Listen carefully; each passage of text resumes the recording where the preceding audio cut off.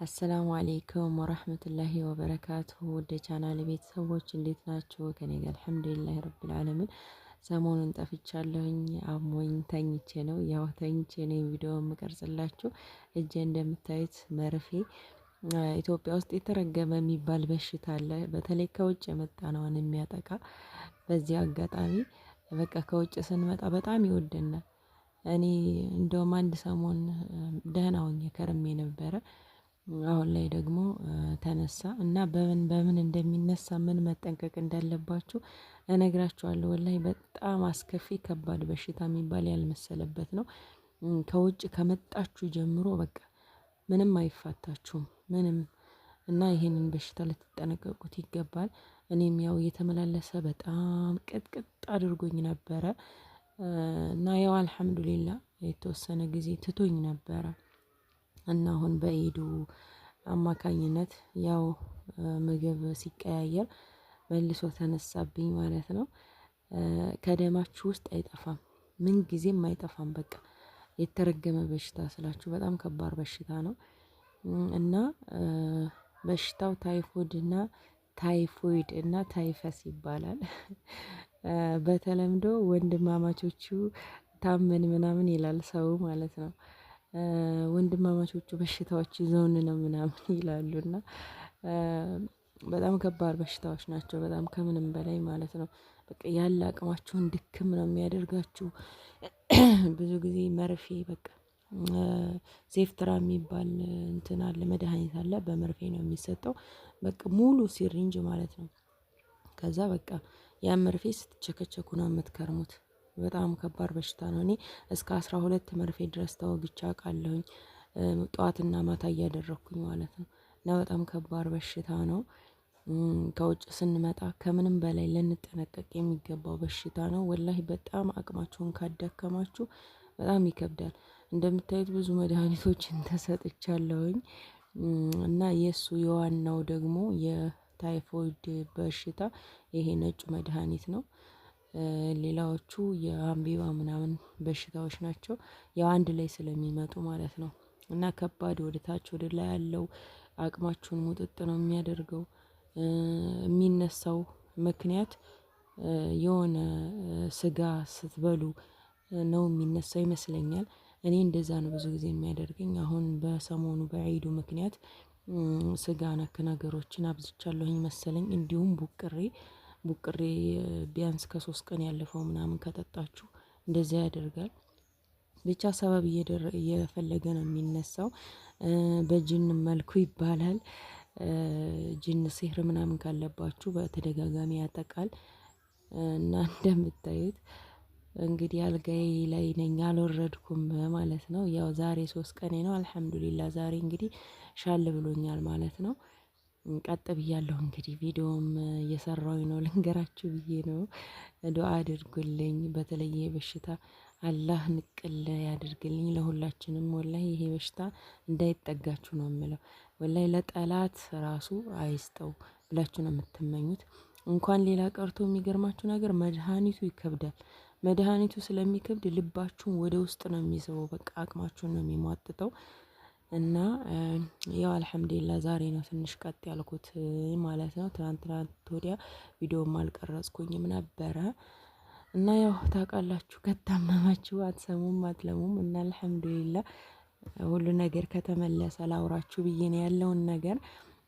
አላህ ይጠብቃችሁ ከዚህ በሽታ። በተለይ ወደ ሀገር ከገባችሁ እኔ የሚገርማችሁ ነገር በፊት ወደ ኢትዮጵያ መግባት ባሰብኩ ሰዓት ማለት ነው ኢትዮጵያ በቃ ሰው እየሄደ በ15 ቀኑ ሞተ ይባላል፣ በ10 ቀኑ ሞተ ይባላል የሚባል ወሬን ስሰማ በጣም ሰጋ ነበር። እንዴ ኢትዮጵያ እንደገባሁኝ የምሞት ይመስለኝ ነበረ። ሱብሃንአላህ በጣም ፈራ ነበረ። እና ለመሰላችሁ እንደዛ የሚሆነው አረብ ሀገር እያለን በምግብ ራሳችን ተጎድተን በሽታ የመከላከል አቅማችን ተዳክሞ ስለሆነ የምንገባው አገር ያሉ በሽታዎች ቫይረስ ከቫይረስ በቃ እኔ እንጃ ባክቴሪያዎቹ ራሱ ጉልበት ያገኛሉ መሰለኝ ሲቀያየሩ ማለት ነው። እና እኛ ኢትዮጵያ ስንገባ ይጠናብናል። በቃ ከውሃ ጀምሮ ሱብሃንአላህ ውሃው ቅይር ሲል ራሱ ሆዳችን በቃ ባክቴሪያ ነው የሚፈጥረው። በጣም ከባድ ነው የሚሆነው። ለምን እዛ ሂደን በሽታ የሚከላከለው ነጭ የደም ሴል የሚባለው በሰውነታችን ውስጥ ያለው እየተመናመነ እያለቀ ስለሆነ የሚሄደው አብዛኛው የምንመገበው አረብ ሀገር ላይ አርቲፊሻል ምግብ ስለሆነ አሁን ኢትዮጵያ እየገባ ነው። አርቲፊሻል ምግቦችን ስለሆነ የምንጠቀመው በቃ በሽታ የመከላከል አቅማችን የመጨረሻ ዜሮ ይሆናል። ከዛ ኢትዮጵያ ስንገባ ሁሉም ነገር ሲቀያየርብን ለሆዳችን አዲስ ሲሆን በጣም ረጅም አመት ቆይተን ስንመጣ ማለት ነው።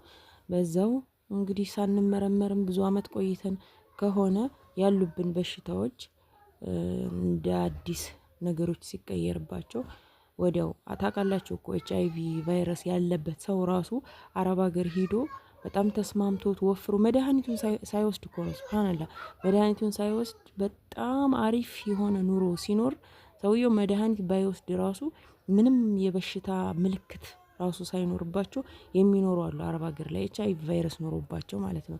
እና ያገሩ የምቹ ሁኔታው በቃ ጤናችሁን ጠብቆ እንድትኖሩ ሊያደርጋችሁ ይችላል። ግን ኢትዮጵያ ስትገቡ መንገድ እግር ልትሄዱ በእግር መንገድ ልትሄዱ ትችላላችሁ። ፀሐይ ይመታችኋል። የተለያዩ ነገሮች በዛ ምክንያት ያለባችሁ በሽታ እየጎላ ይሄድና ድንገት ሞተ ድንገት ሞተች መባል ይመጣል ማለት ነው።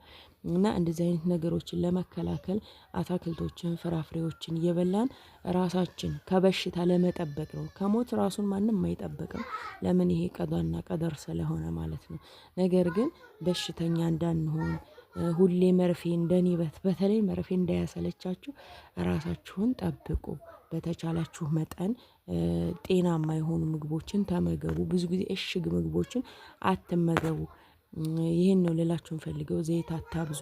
በተለይ አሁን የጉበት ስብ ጉበት በሽታዎች እየበዙ ነውና ሰው ድንገት የሚሞተው በዛ ነው ባልታወቀ እየተባለ ነገር ግን ውስጣችን ከጎዳን በኋላ ነውና ይሄን ነገር ራሳችንን እንጠብቅ። ከጤና በላይ ትልቅ ሀብት የለም። ወላሂ ነው የምላችሁ። ይሄን የምታውቁት ስትታመሙ ነው። አልጋ ላይ ስተኙ በቃ አይደለ መውጣት ራሱ ደስ ይላችኋል። መውጣት ያምራችኋል። ሰው ውጭ ሲያወራ ምን ሲል ውጭ እኔም ወጥቼ ቁጭ ባልኩ ምናምን የሚል ስሜት ውስጥ ስትገቡ የዛኔ ነው ጤና ትልቅ ሀብት መሆኑን የምታውቁት። እና እኔም ያው እንደዚህ ያዝ ሲያደርገኝ ነው እችን ነገር የማውቀውና በዚሁ አጋጣሚ እስኪ ትንሽ ነገር ልንገራችሁ ብዬ ነው። እና ይሄ ታይፎድና ታይፈስ እንዳይመጣባችሁ በተለይ ኢትዮጵያ ከገባችሁ በኋላ ቀዝቃዛ ነገሮችን አለመመገብ፣ ቲማቲም ነክ ነገሮችን ደግሞ ሳታበስሉ አለመመገብ ወላሂ ከባድ በሽታ ነው። እኔ ልንገራችሁ መጠንቀቅ አለባችሁ።